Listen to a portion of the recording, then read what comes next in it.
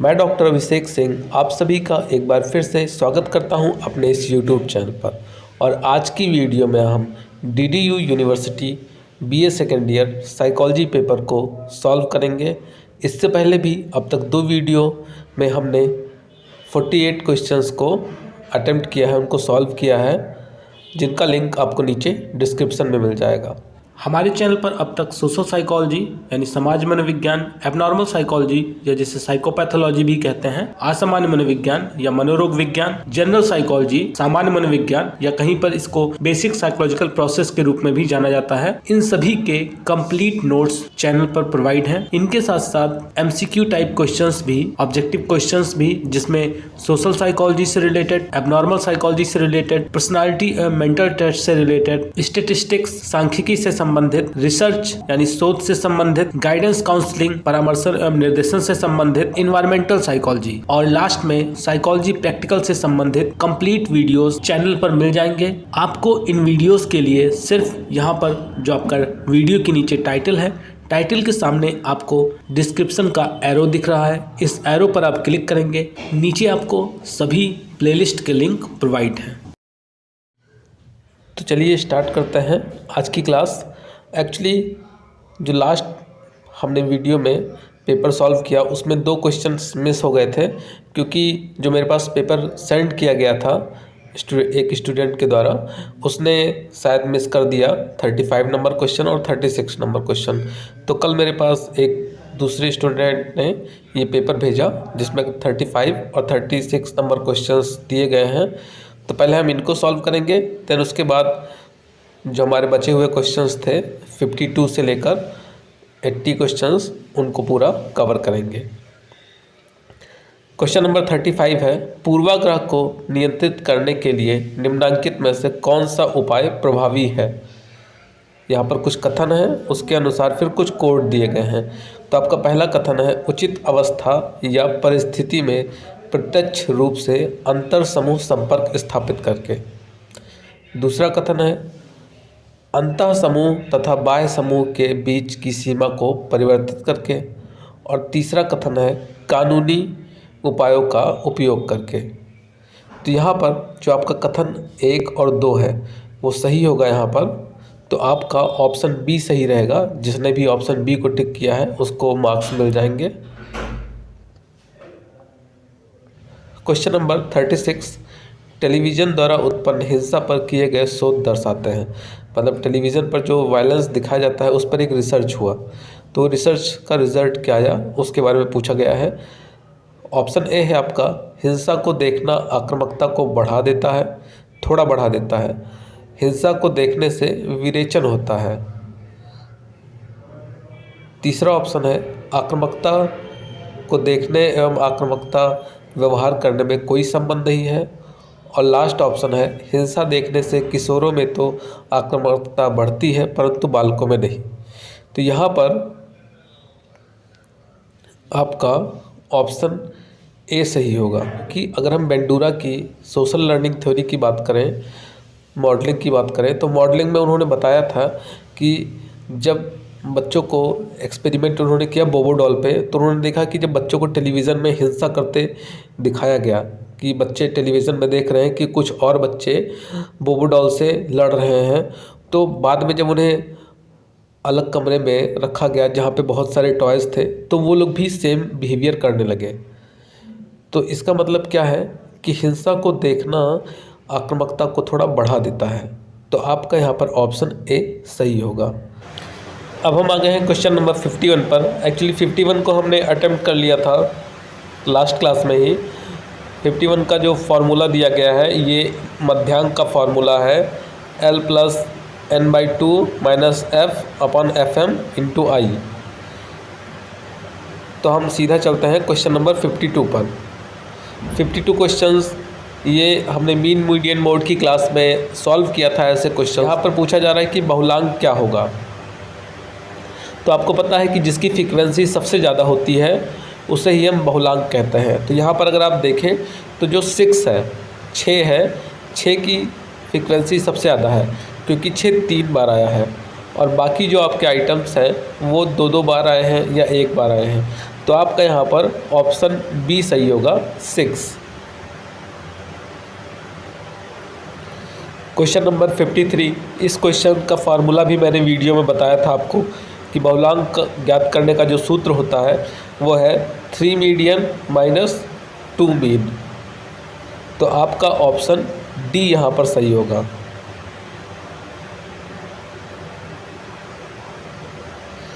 Question number 54। Quartile deviation चतुर्थक विचलन ज्ञात करने का सूत्र क्या है? तो इसका सूत्र होता है Q3 माइनस Q1 अपॉन 2। तो आपका ऑप्शन डी यहाँ पर एक बार फिर से सही होगा। Question number 55।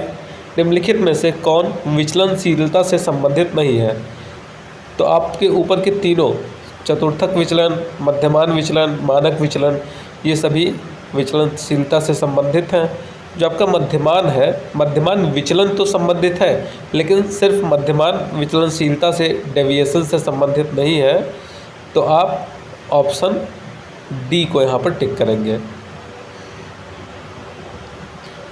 अब एच डी का फार्मूला पूछा गया है। स्टैंडर्ड डेविएशन या जिसे हम प्रमाणिक विचलन कहते हैं, मानक विचलन भी कहते हैं, उसका फार्मूला क्या है? तो इसका फार्मूला होता है under root sigma fx square upon n। तो आपका यहाँ पर ऑप्शन सी सही होगा। ये क्वेश्चन भी मैंने इस पॉइंट को भी वीडियो में कवर किया था। यहाँ पर पूछा जा रहा है कि किसका आशय, मतलब डैश डैश डैश का आशय किसी वितरण में अधिकतम एवं न्यूनतम प्राप्तांकों में अंतर से है। तो जो हम रेंज निकालते हैं, प्रसार निकालते हैं किसी क्लास इंटरवल का, मतलब ग्रुप का, तो वहाँ पर हम क्या करते हैं, highest score minus lowest score plus 1, यानी अधिकतम प्राप्तांक माइनस न्यूनतम प्राप्तांक plus 1।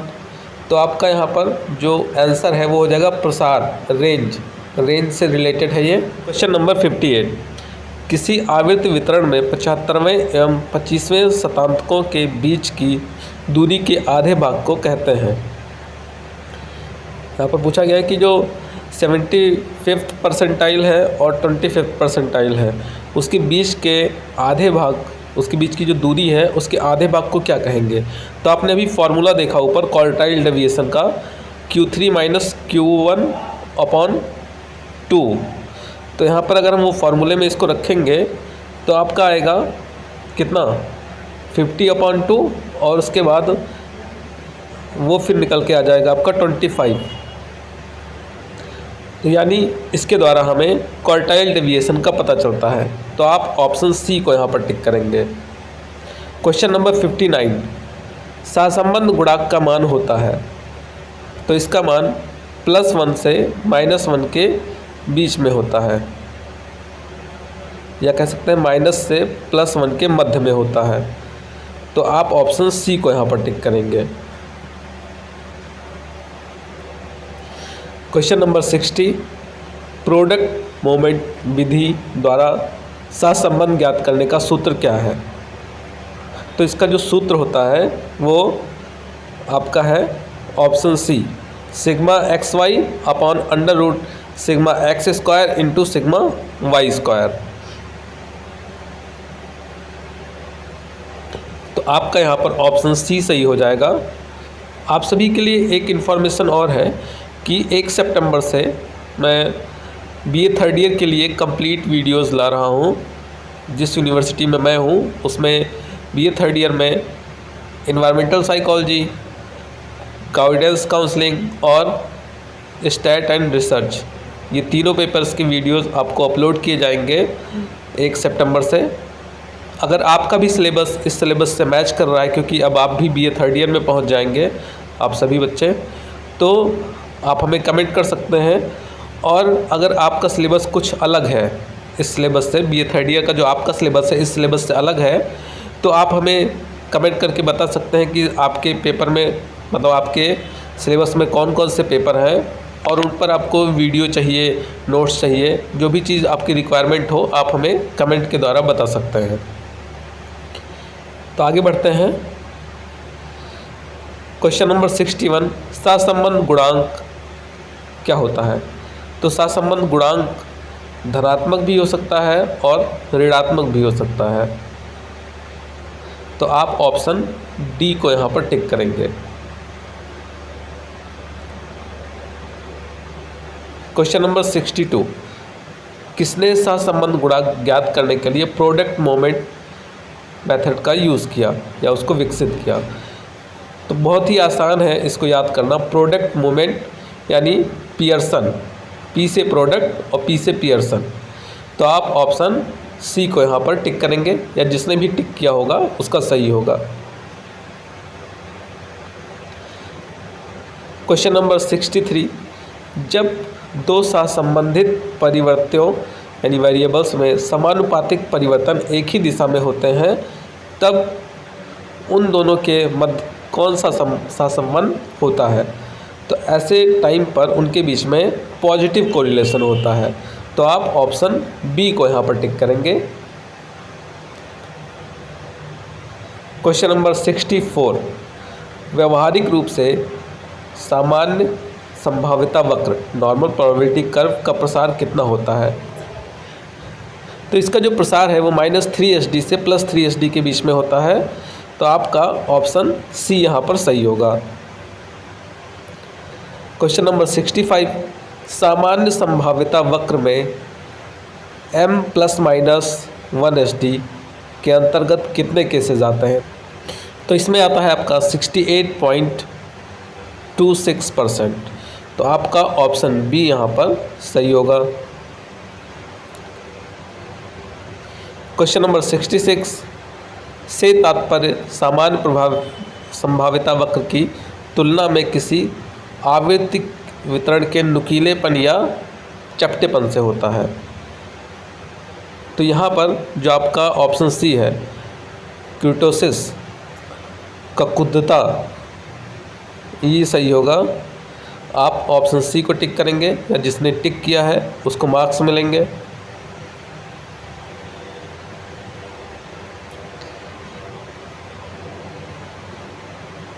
Question number 67, chi square का उपयोग किया जाता है? तो काई स्क्वायर का उपयोग हम करते हैं सहसंबंध की जांच के लिए।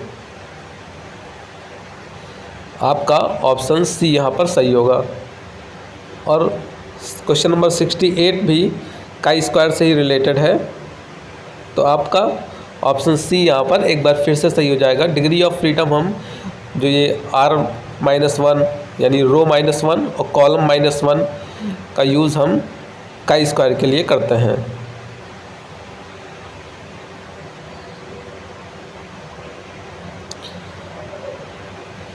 येट्स कोरिलेशन का यूज़ कब किया जाता है? तो इसका यूज़ किया जाता है जब जो प्रेक्षित आवृत्ति है, फ्रीक्वेंसी, ऑब्जर्वेशनल फ्रीक्वेंसी जब 5 से कम होती है तब इसका हम यूज़ करते हैं। तो आपका यहाँ पर ऑप्शन ए सही होगा।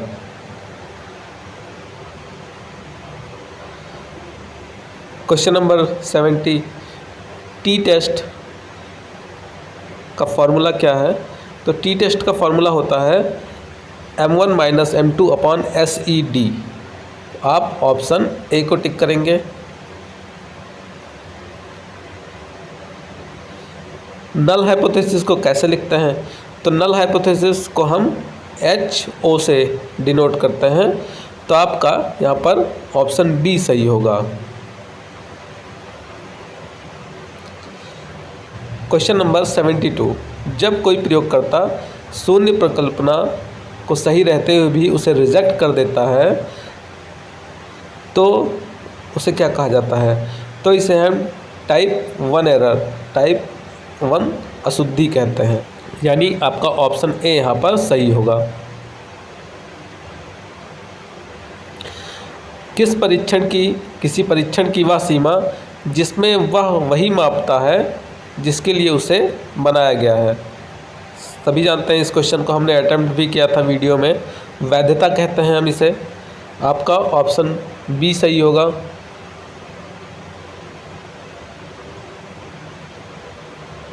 क्वेश्चन नंबर 74, 0.01 स्तर पर सार्थक मान का अर्थ है कि वह 0.05 स्तर पर भी सार्थक होगा, यानी आपका ऑप्शन ए सही होगा।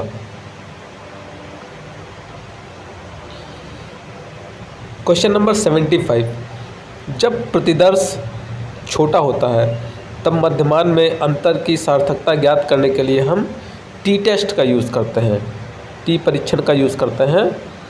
आप ऑप्शन बी को यहाँ पर सही टिक करेंगे। काई स्क्वायर का फार्मूला पूछा गया है, तो काई स्क्वायर का फार्मूला होता है sigma FO minus FE square upon FE। तो यानी आपका जो ऑप्शन सी है यहाँ पर वो सही होगा।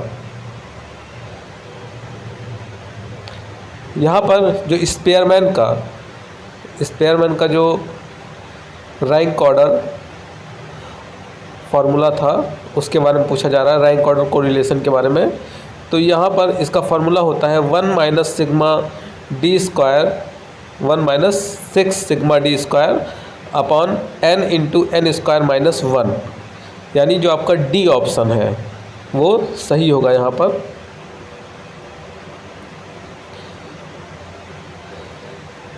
ये फार्मूला आपका रिलेटेड है मध्यमान से, मीन से रिलेटेड है। आप समझ गए, ऑप्शन ए आपका यहाँ पर सही होगा। क्वेश्चन नंबर 79, वह वितरण क्या कहलाता है जिसमें मध्यमान तथा मध्यांक वितरण के विभिन्न बिंदुओं पर स्थित हों तथा उनका संतुलन एक ओर से दूसरी ओर परिवर्तित होता रहे? तो इसे हम स्क्यूनेस या विषमता कहते हैं। तो आपका ऑप्शन बी सही होगा।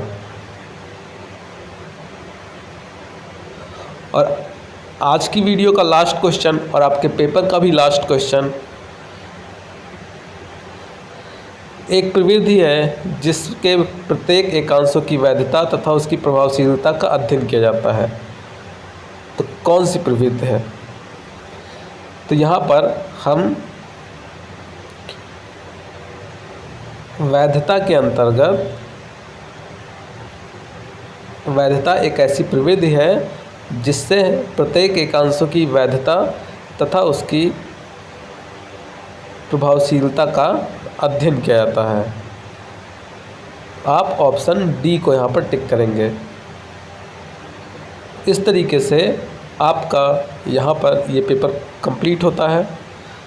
अगर आपको कोई और BA थर्ड ईयर के लिए कुछ भी चाहिए तो आप नीचे कमेंट कर सकते हैं। मिलते हैं नेक्स्ट वीडियो में, तब तक के लिए धन्यवाद।